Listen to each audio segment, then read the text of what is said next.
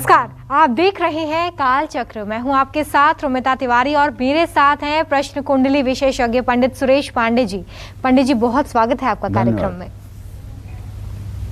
कलयुग में कष्टों की काट बनेगी हनुमान चालीसा। देखिए काल चक्र। तो आप भी रोज हनुमान चालीसा पढ़ते होंगे, हनुमत आराधना करते होंगे, लेकिन क्या आपने कभी सोचा है कि हनुमान चालीसा को इतना चमत्कारी आखिर क्यों कहा जाता है?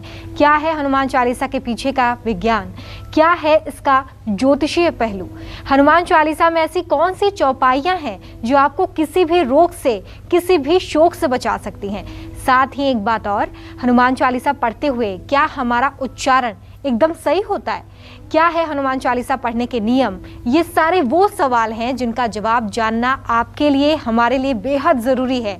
और इन्हीं सवालों के जवाब आज पंडित जी आपको काल चक्र में देने वाले हैं, इसलिए बहुत ध्यान से आज का काल चक्र देखिए। हनुमान चालीसा का विज्ञान, इसे पढ़ने से होने वाले चमत्कारों को जानने के लिए काल चक्र के साथ पूरा 1 घंटा आज आप बने रहिएगा। अपनी चर्चा को शुरू करें उससे पहले जान लेते हैं आज का शुभ मुहूर्त। 5 मई 2021 दिन बुधवार, वैशाख कृष्ण पक्ष की 9वीं तिथि दोपहर 1:21 तक। इसके बाद 10वीं तिथि शुरू हो जाएगी। धनिष्ठा नक्षत्र सुबह 9:11 तक रहेगा। इसके बाद शतभिषा नक्षत्र शुरू होगा। ब्रह्मयोग शाम 7:38 तक। इसके बाद इंद्र योग शुरू होगा। पंचक का दूसरा दिन है। आज के कुछ अशुभ मुहूर्त भी हैं, जैसे राहु काल दोपहर 12 बजे से 1:30 बजे तक और गुलिक काल सुबह 10:38 से दोपहर 12:18 तक। तो आइए शुभ मुहूर्त के बाद अपनी चर्चा की हम शुरुआत कर लेते हैं। और जैसा कि अभी अभी हमने जिक्र किया कि आज हनुमान चालीसा के बारे में हम बात करने वाले हैं, तो सबसे पहले पंडित जी आज हनुमान चालीसा के विज्ञान के बारे में हमें बताइए, क्योंकि हनुमान चालीसा तो हम अक्सर पढ़ा करते हैं घर में, लेकिन इसका विज्ञान मुझे लगता है कि शायद ही किसी को पता हो। तो ज़रा इस पर जानकारी दीजिए कि क्या इसके पीछे का विज्ञान है। साथ ही जो लोग रोज हनुमान आराधना करते हैं, हनुमान जी को पूजते हैं, उनको किस तरह का लाभ अपने जीवन में महसूस होता है? देखो, कुल मिलाकर के रोमिता, ये प्रश्न ये बनता है कि हनुमान चालीसा सनातन धर्म का एक हृदय है जी। ठीक है। सनातन धर्म कितना मजबूत है, सनातन धर्म कितना प्रबुद्ध है, सनातन धर्म कितना विकसित है और सनातन धर्म की कितनी आगे की सोच है, ये सारी बातें हमारे शास्त्रों के आधार पर प्रकट होती हैं। ऐसे में अगर देखा जाए तो एक बाल समय रवि भक्ष लियो, तब तीनहु लोक भयो अंधियारो, ताहि सुत्रास बतावत हैं कपि संकट मोचन नाम तिहारो। और क्या कहते हैं?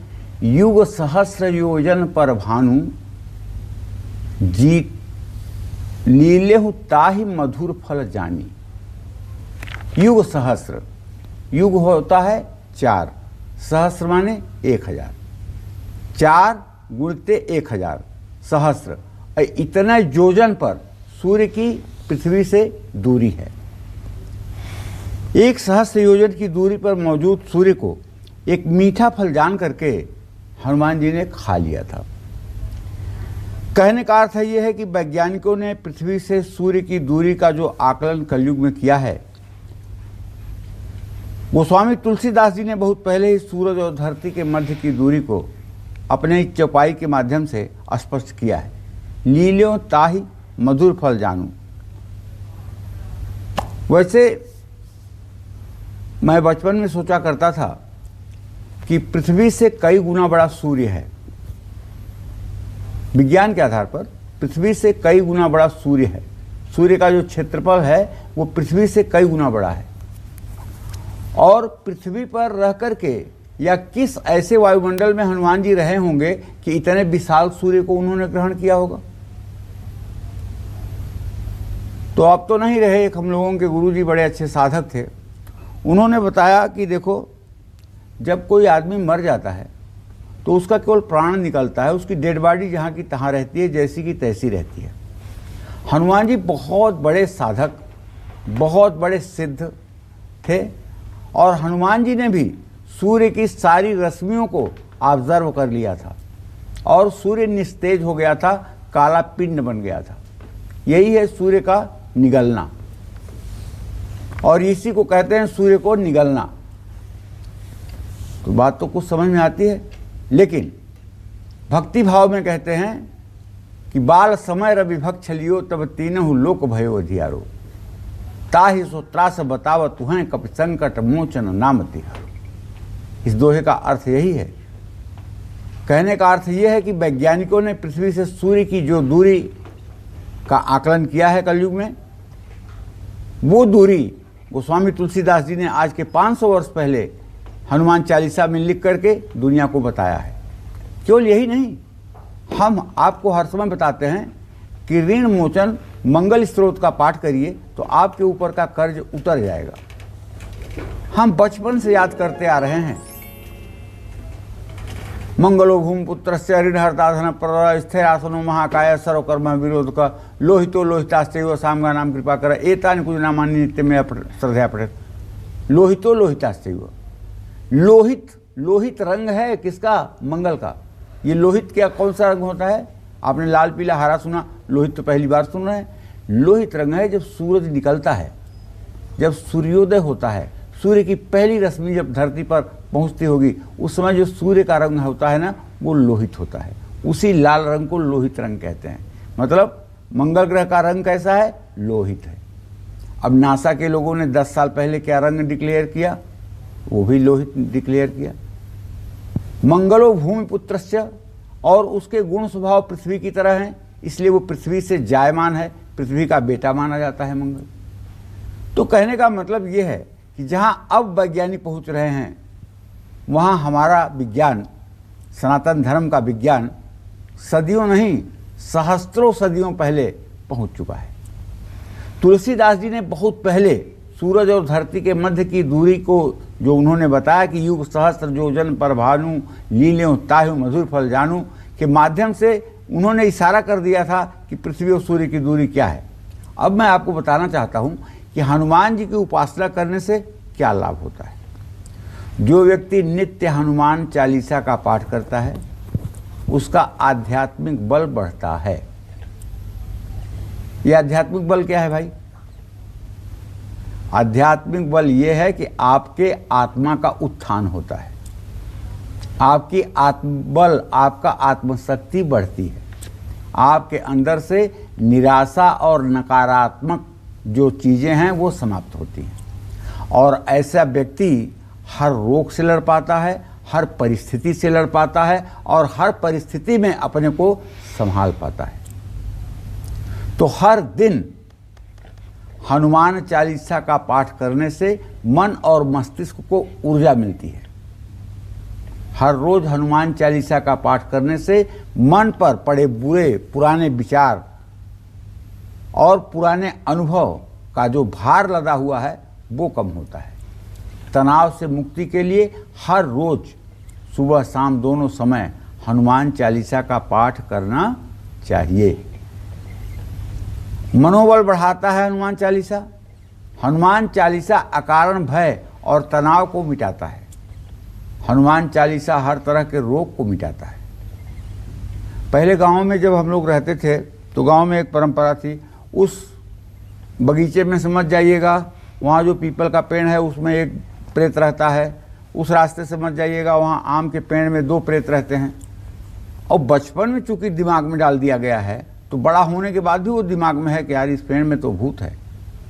और कभी अगर रात हो गई, उधर से गुजर रहे हैं, तो उस समय बस एक ही चीज़ आता था, जय हनुमान ज्ञान गुण सागर जय कपीश त्रिलोक उजियार। मतलब हनुमान चालीसा ही आता था उस समय याद। और हनुमान चालीसा पढ़ते पढ़ते उस पेड़ के आगे निकल लेते थे। तो हनुमान चालीसा जब संकट में आप होते हैं तो ये अपने आप आपके जबान पर चलने लगता है। और आप इसका चमत्कार भी देखें, चाहे जितना बड़ा संकट हो, हनुमान चालीसा आपने शुरू नहीं किया कि संकट समाप्त। तो ये हर तरह से संकट से रक्षा करने वाली महा औषधि है। हनुमान चालीसा किसी भी तरह का नज़र दोष हो, हनुमान चालीसा पढ़ने का इतना लाभ है कि नज़र दोष से भी मुक्ति मिलती है, नकारात्मक सोच और नकारात्मक ऊर्जा को दूर करती है हनुमान चालीसा, ग्रहों के बुरे प्रभाव को कम करने में भी मदद करती है हनुमान चालीसा। जानते हैं हनुमान चालीसा तन, मन और परिवार के कलेश को मिटा सकती है। हनुमान चालीसा बुरी संगत और बुराइयों से दूर रखने में मदद करती है। हनुमान चालीसा हर प्रकार से मानव जीवन के लिए अमृत के समान लाभकारी है। तो इन बातों का ध्यान रखिएगा। आज का हमारा विषय हनुमान जी की उपासना पर ही केंद्रित है, इसलिए जो लोग एन केन प्रकारेण ऋण रोग दरिद्रता से ग्रस्त हैं वो कलयुग के इस अजर अमर देवता की उपासना करके अपने मनोकामना को पूरा कर सकते हैं। इसके लिए सिर्फ आवश्यकता है कि 1 घंटे का कार्यक्रम गंभीरता से देखें और कागज़ कलम रखें। जहां जो ज़रूरत आपको महसूस हो कि ये हमारे लिए उपयोगी है, उसे आप नोट जरूर कर लें। तो पंडित जी को सुनने के बाद आप ये समझ गए होंगे कि हनुमान चालीसा कितनी चमत्कारी है और कैसे हर मुश्किल में आपकी मदद करने वाली है हनुमान चालीसा। आगे इस पर और भी हम बात करेंगे। कहा जाता है कि मंत्र हो या श्लोक, चौपाई हो या फिर कोई पाठ, अगर उसका उच्चारण सही तरीके से आप नहीं करते हैं तो आपको इसका पूरा फ़ायदा, पूरा लाभ नहीं मिल पाता। ऐसे में कहीं ऐसा तो नहीं है कि आप हनुमान चालीसा का गलत उच्चारण करते हैं? क्या हनुमान चालीसा का सही उच्चारण आपको आता है? अगर नहीं आता है और ऐसे कुछ शब्द हैं जिन पर आपको विशेष ध्यान देने की ज़रूरत है, तो वो कौन से शब्द हैं? आइए जानते हैं पंडित जी से। पंडित जी, ये हम सभी सुनते आते हैं कि श्लोकों का उच्चारण, मंत्रों का उच्चारण बहुत ही स्पष्ट होना चाहिए, तभी उसका फ़ायदा या उसका लाभ हमें मिलता है।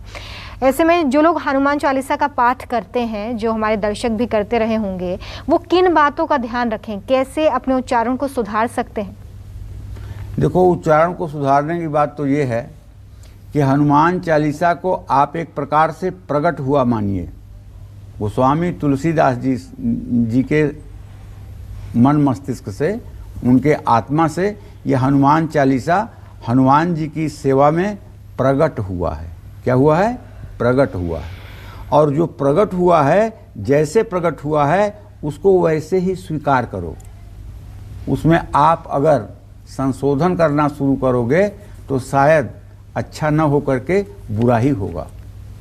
तो हनुमान चालीसा और रामचरितमानस के दोहे और चौपाइयों में जहाँ ड़ की जगह न लिखा हुआ है, जैसे शुद्ध शब्द तो है चरण, चरण माने पैर, लेकिन गोस्वामी जी ने लिखा है चरण।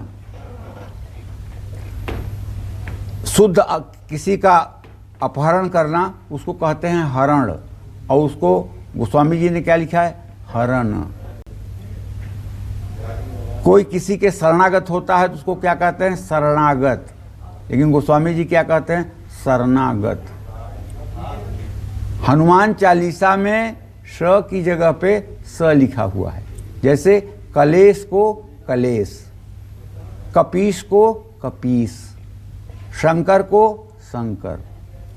हनुमान चालीसा में व की जगह ब लिखा हुआ है, जैसे विक्रम को विक्रम बजरंगी, विद्या को विद्या, विकार को विकार, महावीर को महावीर। हनुमान चालीसा की एक चौपाई में गुसाई शब्द आता है। इसको आप गुसाई ना बनाइए कि आप पढ़ रहे हैं तो सोचिए कि ये तो प्रेस की प्रिंटिंग मिस्टेक है, गोसाई कोई शब्द नहीं है, गोसाई शुद्ध शब्द है। तो ऐसा अनर्थ मत कीजिए। मैं कह रहा हूँ गोस्वामी तुलसीदास जी से हनुमान चालीसा रूपी ये चमत्कारिक उपासना पद्धति प्रकट हुई है, हनुमत कृपा से प्रकट हुई है। 500 साल हो गए हनुमान चालीसा का निर्माण हुए, आज तक कोई तो 500 साल में पैदा होता जो इसके बराबरी का एक रचना कर देता। तो हनुमान चालीसा में हर शब्द जैसे लिखे हुए हैं उनका उच्चारण वैसे ही करना चाहिए। आपसे यही आग्रह है हमारा।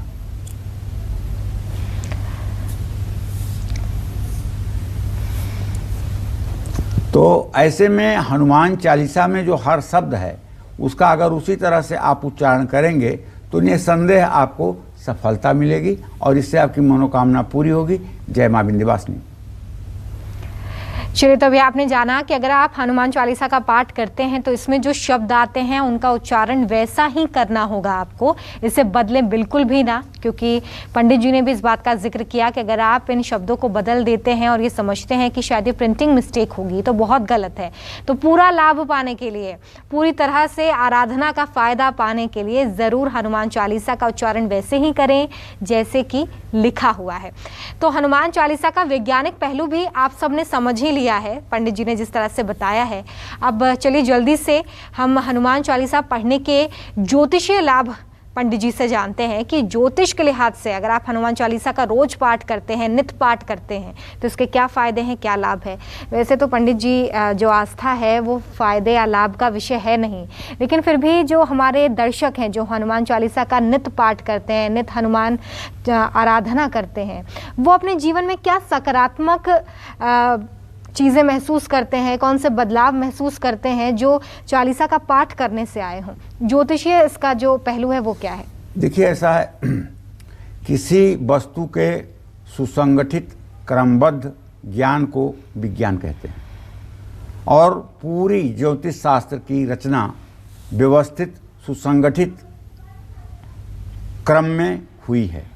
इसलिए ज्योतिष शास्त्र को विज्ञान मानना कोई अतिशयोक्ति नहीं होगी। हनुमान चालीसा का पाठ करने से शनि ग्रह की शांति होती है। जिन लोगों पर शनि की महादशा, शनि की 7.5 है, उन लोगों को हनुमान चालीसा का पाठ हर रोज करना चाहिए। शनि देव की कृपा पाने के लिए हर शनिवार हनुमान चालीसा या सुंदरकांड का पाठ करना चाहिए। शनिवार को बूंदी का प्रसाद भोग लगा करके लोगों में बांटना चाहिए। शनिवार की शाम को हनुमान जी को केवड़े का इत्र अर्पित करें। जिन लोगों की जन्म कुंडली में मंगल दोष है, उनको मंगल के बुरे प्रभाव को कम करने के लिए हनुमान चालीसा का पाठ करना चाहिए। इससे मंगल का बल, साहस, ऊर्जा सब जप करने वाले व्यक्ति को मिलता है। मंगल ग्रह की कृपा पाने के लिए मंगलवार को सुबह जल्दी उठकर स्नान करें, सूर्य को अर्घ्य दें, लाल वस्त्र धारण करें और घर की उत्तर पूर्व दिशा में बैठकर हनुमान चालीसा का श्रद्धापूर्वक पाठ करें। पाठ करते समय चमेली के तेल का दिया जला करके अपने पास जरूर रखें। हनुमान जी को भीगे हुए चने और गुड़ का भोग लगाएं और अगर हो सके आपके सन्निकट में कहीं बंदर रहते हैं तो उन बंदरों को भी गुड़ चना शनिवार और मंगलवार को खिलाएं। इससे भी आपको ज्योतिषीय लाभ मिलेगा। आपके मंगल और शनि दोनों खराब ग्रह आपके लिए सकारात्मक फल देने वाले हो जाएंगे। जय मां विंध्यवासिनी। आज पंडित जी आपको हनुमान चालीसा पढ़ने का वैज्ञानिक और ज्योतिष महत्व बता रहे हैं। साथ ही आपको कब और कैसे पढ़नी चाहिए हनुमान चालीसा, इसके बारे में भी पंडित जी से हम चर्चा करेंगे। लेकिन उससे पहले पंडित जी से जानते हैं कि वो कौन से ऐसे ग्रह हैं जो हनुमान जी की पूजा करने मात्र से शुभ फल देने लगते हैं। पंडित जी, कई बार आप जब उपाय बताते हैं तो ये कहते हैं कि हनुमान चालीसा का पाठ करें तो ग्रहों की शांति होगी। तो ज़रा विस्तार से आज हमारे दर्शकों को बताइए कि हनुमान चालीसा का पाठ करने से ऐसे कौन से ग्रह हैं जो अगर दुष्प्रभाव दे रहे हों तो शुभ फल देने लगते हैं। सिर्फ अगर पूजा भर भी कर ली जाए तो भी उसके सकारात्मक प्रभाव हम जीवन में देखते हैं। देखो, मेरी मान्यता तो अलग है। मेरी मान्यता ये है कि इस धराधाम पर कोई ऐसी कठिन परिस्थिति नहीं है जिसका मतलब समाधान हनुमंत लाल के पास न हो। जी। इस धराधाम पर कोई ऐसी विपत्ति नहीं बनी है, कोई ऐसी मुसीबत नहीं बनी है, कोई ऐसी परिस्थिति नहीं बनी है जो हनुमान जी के स्मरण करने के बाद समाप्त न हो। तो सूर्य ग्रह की अगर आप कृपा चाहते हैं, सूर्य ग्रह की कृपा चाहते हैं तो हनुमान जी को गुड़हल के फूलों से श्रृंगार करिए, गुड़हल के फूलों की माला अर्पित करिए और हर रोज उगते हुए सूर्य को देखते हुए हनुमान चालीसा का पाठ भी करिए। इसके बाद तांबे के लोटे से सूर्य को, एक ही लोटे के जल को 3 बार में गिराइए और कहिए ओम ब्रह्म स्वरूपिणे सूर्य नारायणाय नमः, ओम ब्रह्म स्वरूपिणे सूर्य नारायणाय नमः। राहु की पीड़ा से मुक्ति के लिए हर रोज हनुमान चालीसा का पाठ करना चाहिए। किसी भी हनुमान मंदिर में जौ और तेल का दान आप कर सकते हैं। अगर आपकी जन्म कुंडली में शुक्र ग्रह कमजोर है,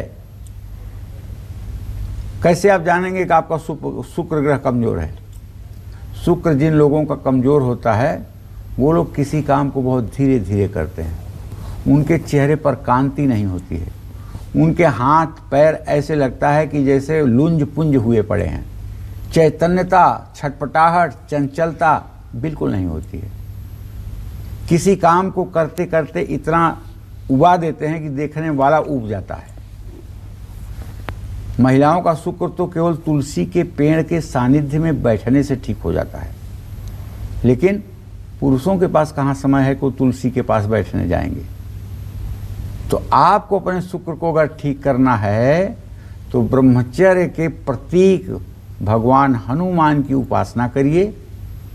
निश्चित रूप से शुक्र ग्रह भी आपके लिए अनुकूल हो जाएगा। अगर आपके जीवन में धन की कमी है, समृद्धि की कमी है, तो हर रोज रात में सोने से पहले हनुमान जी के सामने सरसों के तेल का दिया जलाकर हनुमान चालीसा का पाठ करें। जानते हैं, हनुमान जी जब लंका में गए और माता सीता से मिले तो माता सीता ने प्रसन्न होकर के 8 सिद्धियां और 9 निधियां ये हनुमान जी को दे दिया। और हनुमान जी के पास इतना होते ही हनुमान जी दाता बन गए। किसी भी प्रकार की कोई ऐसी वस्तु नहीं है इस संसार में जो हनुमान जी अपने भक्तों को न दे पाए, क्योंकि माँ जगत जननी जगदम्बा ने उनको इतना पावरफुल बना दिया है, माँ सीता ने उनको इतना पावरफुल बना दिया है कि रिद्धि सिद्धि सब उनके भक्तों के पास अनायास चल करके आती है। इसलिए हनुमान चालीसा इस कलयुग में वरदान है। जो लोग हनुमान चालीसा पढ़ते हैं, हनुमान चालीसा का श्रद्धा पूर्वक पाठ करते हैं और हनुमान चालीसा की किताबें मंदिरों में दान करते हैं, हनुमान चालीसा की किताबें भक्तों में वितरित करते हैं, ऐसे सभी लोगों के चेहरे पर सूर्य जैसा तेज होता है, आत्मविश्वास ऐसा होता है कि सामने वाला प्रभावित हो जाए और हर प्रकार के अमंगल की स्थिति में भी वो मंगल का अनुभव कर लेते हैं। तो ये वो चमत्कारी चीज़ें हैं जो कि हनुमान चालीसा के पढ़ने मात्र से आपको दिखने लगती हैं। साथ ही पंडित जी ने आपको बताया कि कैसे अगर आप हनुमान चालीसा का पाठ करते हैं तो जो आपके अशुभ ग्रह हैं, जो आपको दुष्प्रभाव देकर आपको कष्ट दे रहे हों, वो भी शुभ प्रभाव दिखाने लग जाते हैं। जल्दी से अब हनुमान चालीसा के वो चमत्कारी उपाय हम जान लेते हैं जिससे आप अपने हर कष्ट को दूर कर सकते हैं। कोसों दूर वो कष्ट आपसे हो सकता है। पंडित जी, आपने वैज्ञानिक महत्व बताया, ज्योतिष महत्व भी बताया। अब ज़रा ये बताइए कि हनुमान चालीसा के वो कौन से चमत्कारी उपाय हैं जो हमारे दर्शक कर सकते हैं और अपने कष्टों को मिटा सकते हैं।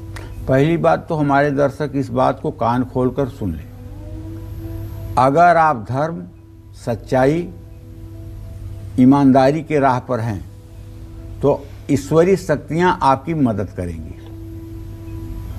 अगर आप क्रूर कर्म करते हैं, गलत काम करते हैं, दूसरों को कष्ट पहुंचाते हैं, दूसरों को दुख देने में आपका खुशी आपको महसूस होती है, तो कोई देवी देवता की पूजा उपासना आपके काम नहीं आएगी। क्योंकि मेघनाद भी निकुंभिला पे जाकर के यज्ञ कर रहा था भगवान राम को जीतने के लिए। क्या हुआ? यज्ञ विध्वंस हो गई ना। किसने विध्वंस किया? इन्हीं हनुमंत लाल ने किया। क्या हुआ? अंत में रावण का पूरा समूल नष्ट हुआ। आप भले ही पूजा पाठ न करें, आप भले ही मंदिर रोज न जाएं, आप भले ही रोज अगरबत्ती धूप न जलाएं, लेकिन आप किसी के लिए बुरा न सोचें। आप जब भी अवसर पाएं तो किसी की मदद करें। आप किसी को धोखा न दें। कोई अगर आपका विश्वास कर रहा है तो उस विश्वास को कभी ठेस न लग दें। अगर ये सारे मौलिक गुण आपके अंदर हो जाएंगे तो पूजा तो आपके साथ हर समय 24 घंटे बन जाएगी। श्रीमद् भागवत महापुराण में 3रे स्कंध का 29वां जो अध्याय है उसमें भगवान श्री कृष्ण कहते हैं कि जो लोग मेरे पत्थर की मूर्ति की पूजा करते हैं और समस्त भूतों में, भूत मतलब चराचर जगत, वो चाहे मानव हो, चाहे पशु हो, चाहे जीव जंतु हो, चाहे पौधे हों, सब में मुझ सर्वंतरयामी प्रभु को नहीं देखता है, वह राख में हवन करता है। समझ रहे हैं कहने का मतलब? अगर कोई पत्थर की मूर्ति को पूजता है और लोगों के अंदर प्रभु की शक्ति को नहीं देखता है, सोचता है कि नहीं प्रभु की शक्ति यहाँ नहीं है, तो ऐसा व्यक्ति राख में हवन करता है। तो कहने का मतलब यह है कि हमें पूजा पाठ के साथ साथ आस्तिक भी होना चाहिए। अनजाने में की गई भूल की वजह से अगर आप कानूनी मुश्किलों में फंस गए हैं तो हनुमान चालीसा का 100 बार जप करिए। यह 7 बार पाठ कर जोई, छूटे बंदी महासुख होई। अगर आपको किसी फर्जी केस में फंसा दिया गया है और जमानत नहीं हो रही है तो मंगलवार को 100 बार हनुमान चालीसा का पाठ आपके लिए हो जाए, दीपक जला करके, मैं पूरे विश्वास के साथ कह सकता हूं कि वो जेल का बंधन आपसे खुल जाएगा। हमेशा अगर पैसों की आपको किल्लत रहती है, पैसों की कमी बनी रहती है, तो मंगलवार के दिन सुबह स्नान करके बड़ के पेड़ का एक पत्ता तोड़िए और पत्ते को साफ पानी से धोकर इस पत्ते को कुछ देर तक हनुमान जी की प्रतिमा के सामने रखें और इसके बाद इस पत्ते पर केसर के घोल से श्री राम लिखें और हनुमान चालीसा का पाठ करते हुए इस पत्ते को अपने पर्स में रख लें। जब ये पत्ता पूरी तरह से सूख जाए तो इस पत्ते को नदी में बहा दें। ये उपाय फिर दोहराते हुए घर में सुख शांति बनी रहेगी। इसके लिए हर मंगलवार और शनिवार को हनुमान मंदिर जाकर गुड़ और चना अर्पित करना चाहिए। घर में सुबह शाम हनुमान चालीसा का पाठ करें। पाठ करने के पहले और बाद में आधे घंटे तक किसी से बात ना करें। 21 दिनों तक ऐसा करने से हनुमान जी की कृपा सदैव आप पर बनी रहेगी। जय मां विंध्यवासिनी। तो देखिए ये तमाम उपाय ज़रूर करिएगा घर पर, लेकिन इस दौरान कोरोना काल में कोविड गाइडलाइंस का भी आप पालन ज़रूर करिएगा। धन ऐश्वर्य पाने, कर्ज से मुक्ति और परिवार में क्लेश ना हो, इसके लिए हमें हनुमान चालीसा से जुड़े कौन से उपाय कर लेने चाहिए, आइए जानते हैं पंडित जी से। पंडित जी, सभी चाहते हैं कि घर में सुख शांति बनी रहे और धन की कोई कमी ना हो, ऐश्वर्य बना रहे। ऐसे में वो लोग जो ऐसा चाहते हैं वो क्या उपाय कर सकते हैं? देखिए, भक्त जो होते हैं 4 प्रकार के होते हैं रोमिता। अर्थार्थी, जिज्ञासु, आर्थ और ज्ञानी, ये 4 प्रकार के भक्त होते हैं। अर्थार्थी वह होता है जो पैसा प्राप्त करने के लिए भगवान की पूजा करता है, वो अर्थार्थी होता है। जिज्ञासु वो होता है जो ये जानना चाहता है कि पूजा पाठ करने से क्या होता है, वो जिज्ञासु है। और आर्थ जो चारों तरफ से मुसीबत में हार गया है, जिसे जीने का मकसद नहीं दिखाई दे रहा है, वो अगर भक्ति कर रहा है तो आर्त भक्त है। और जो भक्ति को अपना जीवन का एक अंग मानता है वो ज्ञानी भक्त है। तो धन, सुख, समृद्धि और ऐश्वर्य की प्राप्ति के लिए मंगलवार को हनुमान मंदिर में हनुमान चालीसा की 11 किताबें दान करनी चाहिए। कारोबार में उन्नति के लिए सूजी या मूंग की दाल का हलवा पीतल की थाली में रखकर हनुमान जी को भोग लगाएं। तुलसी का पत्ता जरूर डालें। 11 बार हनुमान चालीसा का पाठ करें। परिवार में बहुत कलेश होता है तो हर मंगलवार और शनिवार को हनुमान मंदिर में 11 उड़द की दाल के दाने, सिंदूर, चमेली का तेल, फूल, प्रसाद चढ़ाकर सुंदरकांड या हनुमान चालीसा का पाठ करें। अगर आपके हाथ में काम नहीं है, आप बेरोजगार हैं, आपकी नौकरी छूट गई है या आपके कारोबार पर संकट आ रहा है, तो मंगलवार के दिन सायंकाल सुंदरकांड का पूरे भावना के साथ पाठ करना शुरू करिए। 7 ही मंगलवार में आपको चमत्कार दिखने लगेगा। हर मंगलवार को हनुमान चालीसा का पाठ जरूर करें। इससे कर्ज से मुक्ति भी मिलती है। बुधवार और रविवार को कभी भी पैसे ना लौटाएं। मंगलवार को पैसे चुकाने की कोशिश करें। अपने घर में 9 बत्तियों वाला सरसों के तेल का दीपक बड़ा सा बना करके उसमें 2 लौंग डाल करके दीपक जलाकर हनुमान चालीसा का पाठ करें। शरीर में किसी भी तरह की पीड़ा है तो हनुमान चालीसा के साथ साथ हनुमान बाहुक का पाठ करें। ये हनुमान बाहुक वो पाठ है कि एक बार गोस्वामी जी को सारे शरीर में फोड़े ही फोड़े हो गए और उससे गोस्वामी जी बहुत पीड़ित हुए और कोई उपचार काम नहीं आ रहा था। तब हनुमान जी से गोस्वामी जी ने पूछा कि प्रभु मैं ये कष्ट कब तक भोगूंगा। तो हनुमान जी ने कहा अब तुम्हें एक हनुमान बाहुक की रचना करनी चाहिए। जिस दिन वो रचना तुम्हारी पूरी हो जाएगी उस दिन से तुम्हारा कष्ट दूर हो जाएगा। तो हनुमान जी ने हनुमान बाहुक की रचना की और हनुमान बाहुक की रचना से कष्ट उनका दूर हो गया।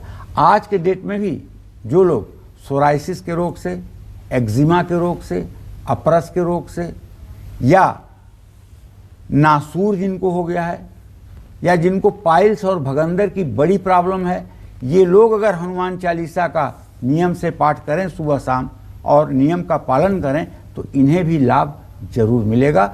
हनुमान चालीसा के साथ हनुमान बाहुक का अगर एक बार पाठ करें तो लाभ होकर ही रहेगा, इसमें कोई संशय नहीं है। तो देखिए अभी आपने जाना कि किस तरह से रोगों में भी कितना कारगर है हनुमान चालीसा का पाठ। अगर आप इसे नित्य रूप से करते हैं, नियमित रूप से करते हैं तो बड़ा ही फायदा आपका होने वाला है। पंडित जी कहा जाता है कि हनुमान जी की आराधना के लिए कुछ खास नियम होते हैं और नियम से ही पूजा करने से इसका विशेष फल भी हमें प्राप्त होता है। तो हमारे दर्शकों को बताइए कि हनुमान आराधना अगर वो करना चाहते हैं या कर रहे हैं तो किन नियमों का खास ध्यान रखें।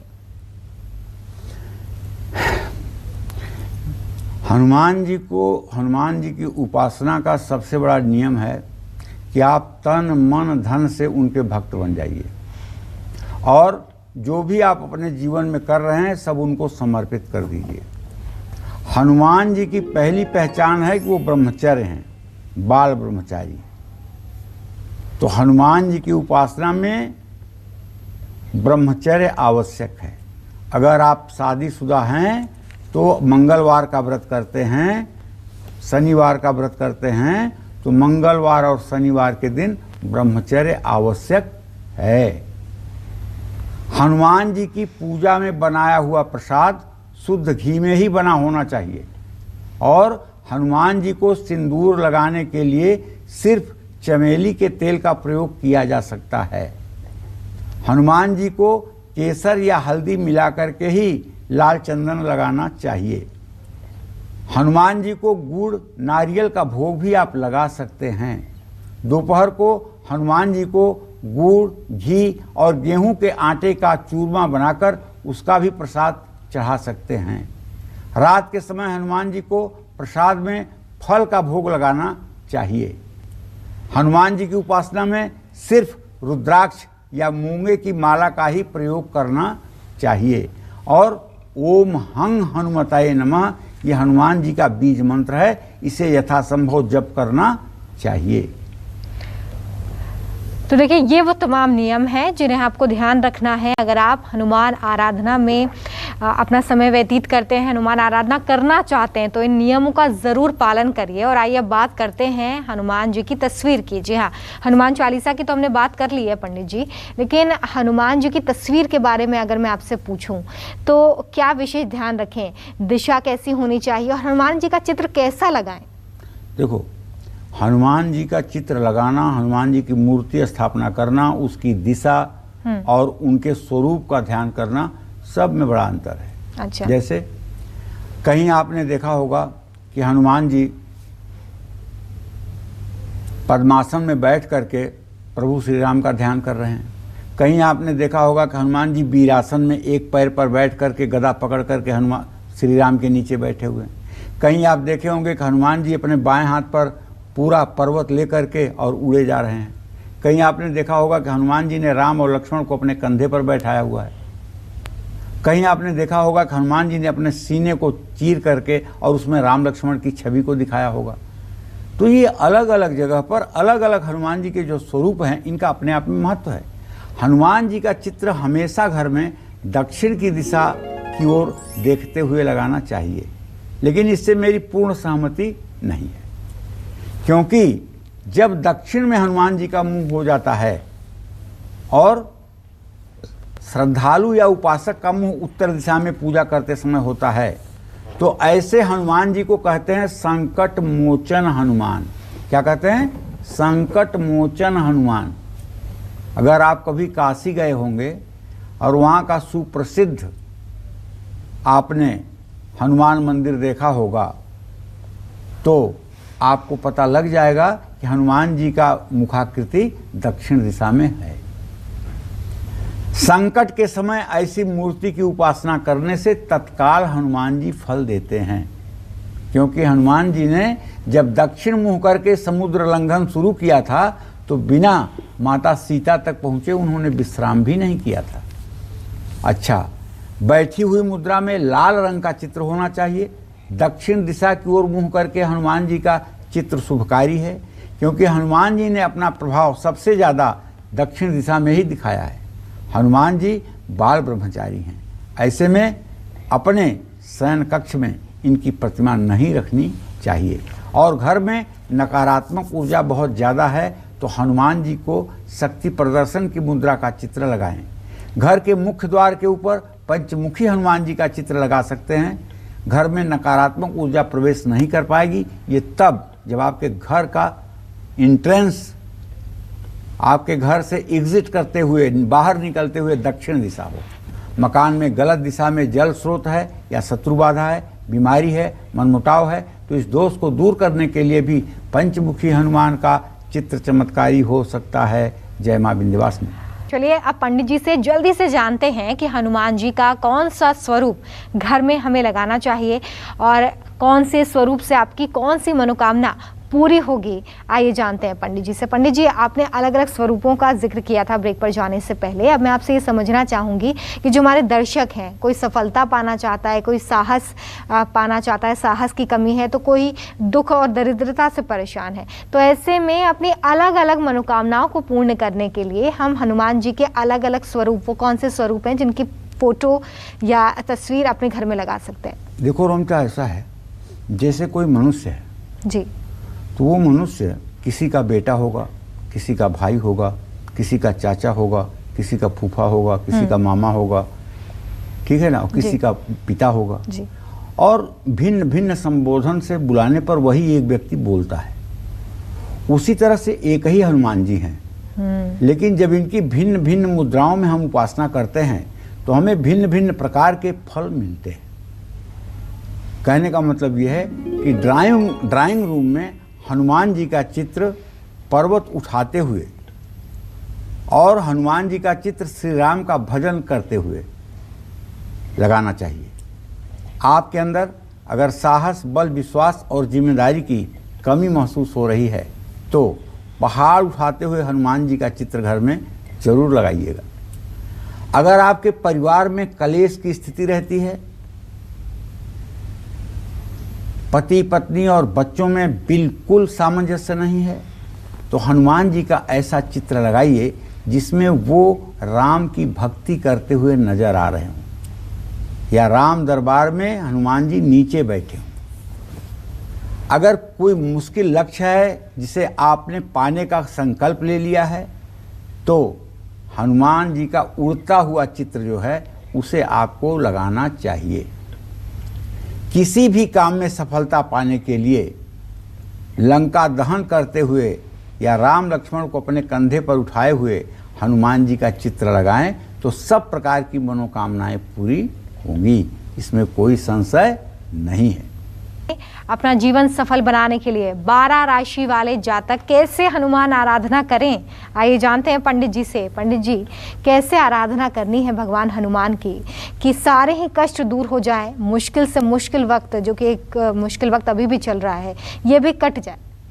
देखिए, ऐसा है, ये राशि जो होती है उसका राशि स्वामी होता है और उस राशि स्वामी का जो गुण और स्वभाव होता है वो उस जातक के अंदर देखा जाता है।